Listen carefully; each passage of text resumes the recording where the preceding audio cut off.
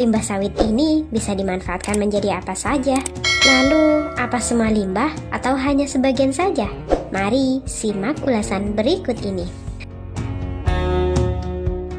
Sebagai penghasil kelapa sawit terbesar di dunia, Indonesia berpotensi menghasilkan limbah sawit yang sangat besar pula. Limbah sawit yang cukup besar ini belum dimanfaatkan dengan baik, padahal potensi limbah sawit yang sangat besar ini dapat memberikan nilai tambah pada industri sawit Nusantara jika dimanfaatkan dengan baik. Limbah kelapa sawit dapat berupa limbah padat, limbah cair, limbah gas, dan semuanya masih dapat dimanfaatkan, baik untuk bahan bakar, pakan ternak, pupuk, bahan industri, biogas, listrik, dan sebagainya. Wah, sayang sekali ya jika banyak yang belum tahu. Lalu, apa saja yang bisa dimanfaatkan? Tandan buah kosong. Tandan kosong kelapa sawit adalah salah satu produk sampingan dari industri pengolahan kelapa sawit yang memiliki potensi yang cukup besar untuk dikembangkan dan telah banyak dimanfaatkan sebagai pupuk, bahan alternatif untuk mengisi rongga jok mobil dan membuat matras atau kasur, briket, dan bahan baku pembuatan kertas. Mengingat jumlah tandan kosong kelapa sawit yang dihasilkan setiap ton tandan buah segar kelapa sawit yang diolah mencapai sekitar 23%, maka limbah berupa tandan buah kosong ini besar potensinya dan perlu mendapatkan perhatian dari kita semua. Pemanfaatan tandan kosong kelapa sawit ini dapat mengangkat nilai kearifan lokal dan sumber daya alam yang belum terolah secara optimal, yang tidak hanya mempertimbangkan nilai fungsional, namun juga nilai estetika.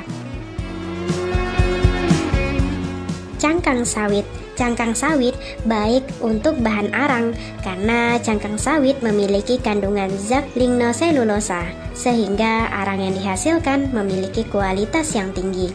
Cangkang sawit memiliki kelebihan sebagai bahan bakar yang ramah terhadap lingkungan karena tidak mengandung sulfur sehingga tidak menghasilkan gas pencemar. Untuk itulah maka cangkang sawit merupakan salah satu bahan bakar alternatif yang dapat menghemat persediaan minyak bumi. Wah, keren sekali ya. Ternyata tak hanya itu, cangkang sawit dapat pula dijadikan sebagai campuran pakan ternak, di mana yang dimanfaatkan ialah bagian lapisan luar atau kulit daging kelapa sawit. Perpaduan antara kulit luar dengan tempurung dapat mempercepat tingkat metabolisme tubuh sekaligus pertumbuhan hewan peliharaan kita, khususnya sapi, kambing, bebek, ikan, hingga ternak ayam. Namun penggunaannya harus melalui prosedur dengan baik dan benar. Yuk belajar ke ahlinya. Bungkil sawit.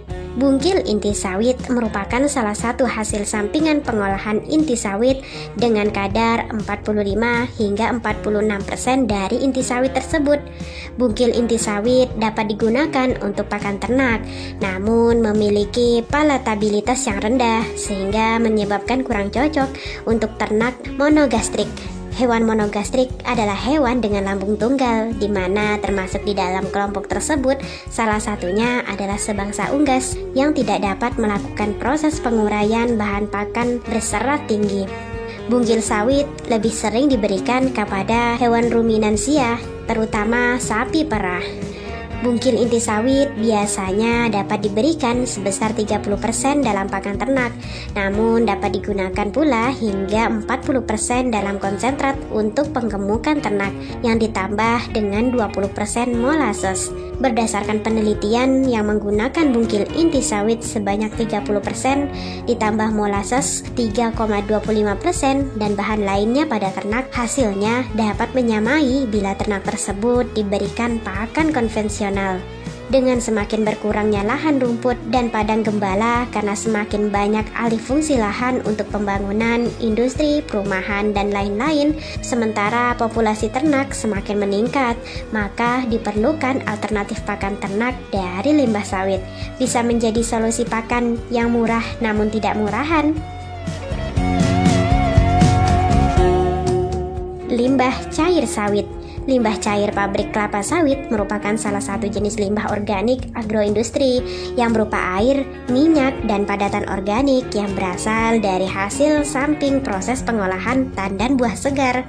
Jumlah limbah cair yang dihasilkan oleh pabrik biasanya cukup besar, berkisar antara 600 hingga 700 liter per ton tandan buah segar. Limbah cair tersebut bisa dimanfaatkan menjadi biogas dan tenaga listrik. Limbah cair sawit tersebut juga dapat diolah menjadi energi dan dimanfaatkan untuk memasak listrik.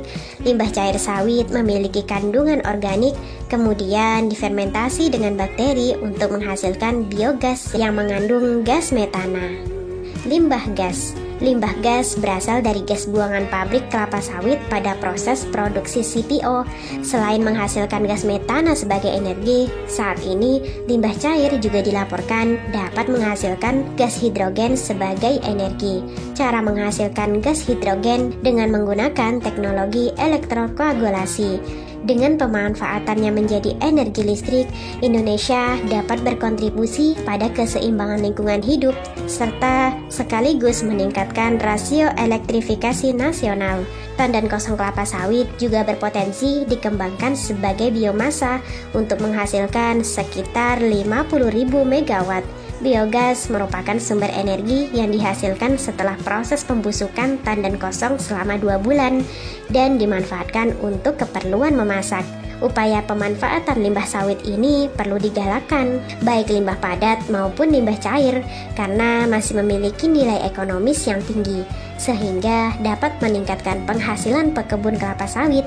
Mengingat pemanfaatan limbah sawit ini belum banyak difahami oleh masyarakat luas, maka diperlukan upaya untuk mensosialisasikan manfaat limbah sawit dan cara pengolahan limbah kelapa sawit melalui sosialisasi oleh pihak tertentu. Indonesia sebagai rajanya kelapa sawit saat ini seharusnya dapat mengoptimalkan teknologi yang bisa mengupayakan potensi dari limbah sawit tersebut. Apalagi jika kita lihat dampak positifnya yang bisa turut menjaga lingkungan dan menjadi penghasil energi yang terbarukan. Semoga video kali ini menginspirasi.